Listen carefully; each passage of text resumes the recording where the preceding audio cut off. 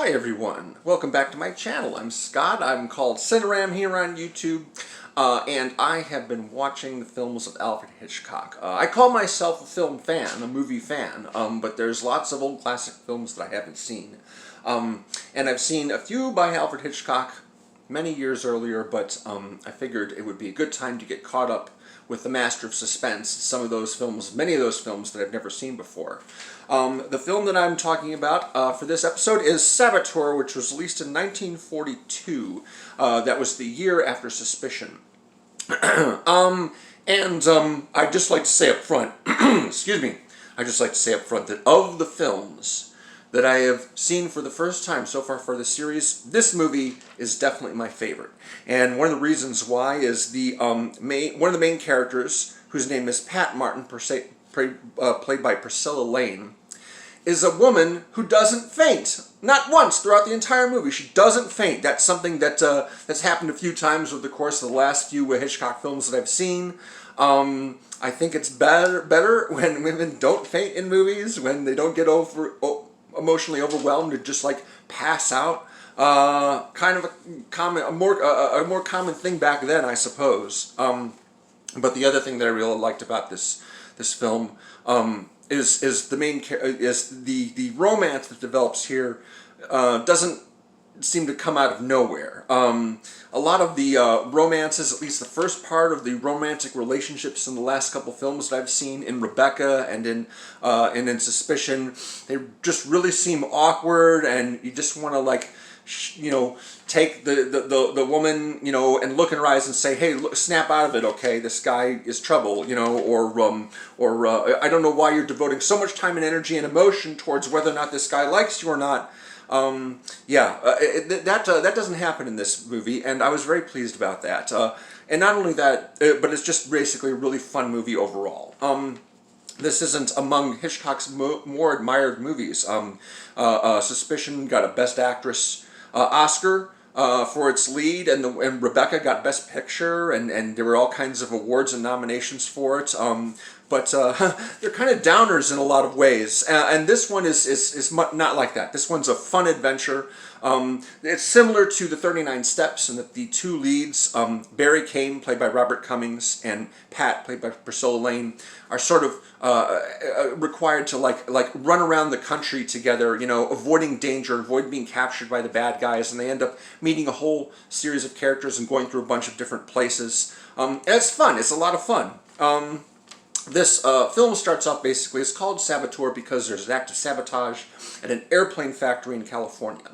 The main character, Barry Kane, he works there with his buddy, and when a fire breaks out, they try and put it out. There's another guy there named Fry who hands Barry a fire extinguisher, and his friend says, hey, how about letting me use the fire extinguisher to put out the fire?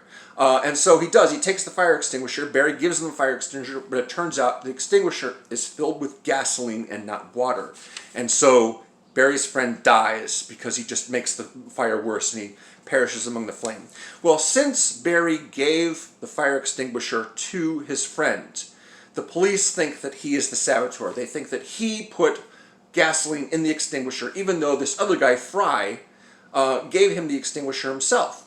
And Barry's like, look, this other guy who works here, Fry, he's the one that gave me the extinguisher. And they're like, nobody named Fry works here. We checked the records. There's nobody named Fry here, right? Which means, of course, this guy Fry is the actual saboteur, of course. Well, things are not going well for Barry. He gets, hunted down by the police. His picture's in the paper. He's, notorious for being this criminal on the run. And that's when he runs into Pat and her uncle, Phil. This guy Phil, he's very sort of understanding of Barry's situation. He clocks right away that the guy is not really a criminal. He's not some vicious type. That he's just been, in the wrong place at the wrong time, and he just, he's a victim of circumstance. His daughter Pat is not so sure. She wants to turn him into the cops. So there's some struggle there, whether she wants to try and attract attention and get the cops notice them, and he's trying to keep her quiet. And this goes on for a little bit until finally she comes around to his way of thinking and realizes, no, he's actually a decent guy, and I shouldn't be trying to get him caught. I should be trying to help him. So Barry Kane cleverly decides to interact with a couple of the other criminals behind this conspiracy. He shows them the newspaper clipping, and he pretends to be the actual saboteur, rather than the guy who was just set up to be the patsy. And apparently these guys he's talking to weren't in the know about there's supposed to be a patsy, so they buy it, and they take him to the people who are heading up the whole conspiracy to destroy these targets, basically. There's sort of like an anti-government, anti-American group. They're trying to destroy the Hoover Dam, which was called the Boulder Dam at the time. They've got a plan to destroy a ship called the USS Alaska at the Brooklyn Navy Yard. I mean, they're all over the place, and they've got some very, very wealthy friends. Among them, a guy named Charles Tobin, who's a very, very friendly gentleman who Barry meets at one point. Is a really great bad guy because he's always smiling. He's always friendly. He's always smiling, even when he's threatening Barry, even when he's explaining just how nobody's ever going to believe him, that kind of thing. And then there's Mrs. Sutton, who's sort of a high society lady in New York, who's throwing this big party, and Barry basically gets dragged to this party, and then he tries to disrupt things, and he tries to rescue Pat, who's been taken hostage. Basically, he's been kidnapped. He wants to see if he can stop these people from doing the bad things that they're trying to do. It's a really fun, they're all over the place, basically, and it's lots of fun. I really enjoyed this movie a lot.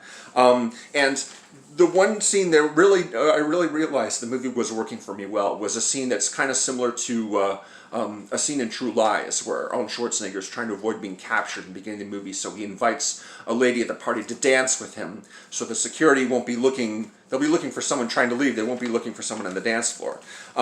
So Barry and Pat are basically at this party, and there's all these conspirators. There's some very wealthy, very powerful people who are, trying to, engage in these sabotage acts against these different aspects of the U.S. They're sort of anti-American. And so he and Pat basically go on the dance floor and dance because they know that no one's going to mess with them amongst all the other people who don't realize what's actually going on. And they have a little conversation about what are they going to do, and I really sort of felt their bond at that point, which is not something that I felt a lot of the time in some of the other movies that I've seen so far. With Rebecca, there's sort of a development of the relationship whereby you feel that they have a strong bond in the second half, but not so much in the first. It's just hard to buy into, hard for me to buy into anyway, whereas this was a lot better. And there are scenes in this movie that I really enjoyed. The scene where where Barry pretends to be the actual saboteur rather than just the patsy. He's basically trying to convince these guys, these two guys who are looking to blow up the Hoover Dam. And the dialogue is great. The characters are really great. They're not just some dumb guys who are following orders. They question things, and they have this whole conversation. It's a great scene.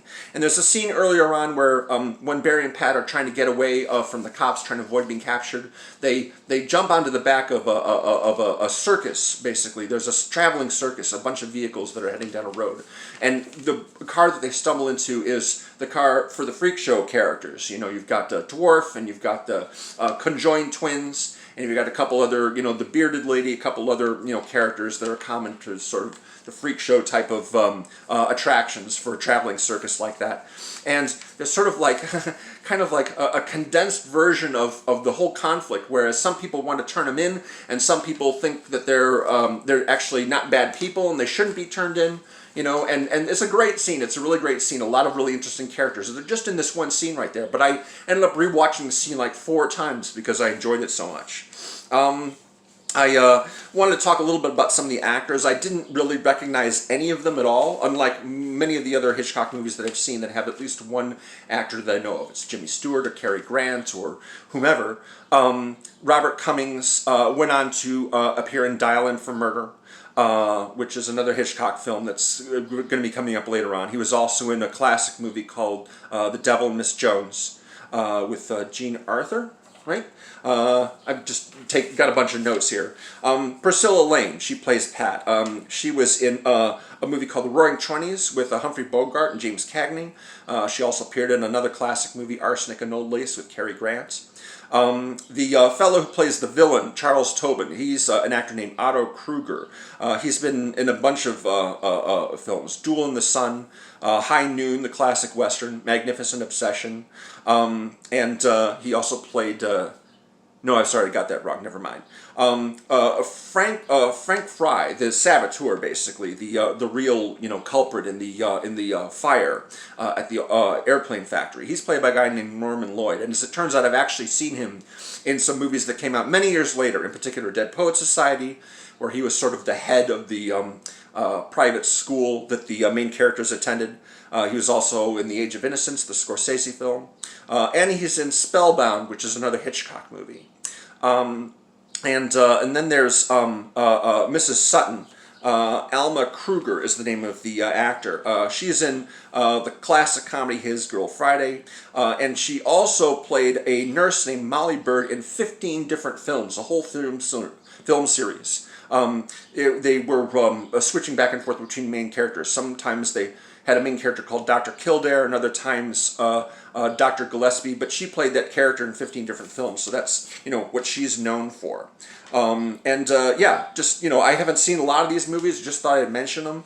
But some of them, the Hitchcock films, I know I'm going to see for sure, so I'll be looking forward to that. That's all I've got to say about Saboteur right now. I've got another one. Can't remember the title of it at the moment, but I'm going to try and put out 3 videos this week instead of just 2, because I didn't put out a Hitchcock video last week. I want to make up for lost time. So look forward to 2 more Hitchcock videos this week.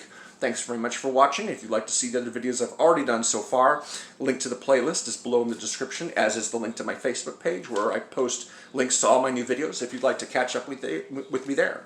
Thank you very much for watching. I'll see you again soon.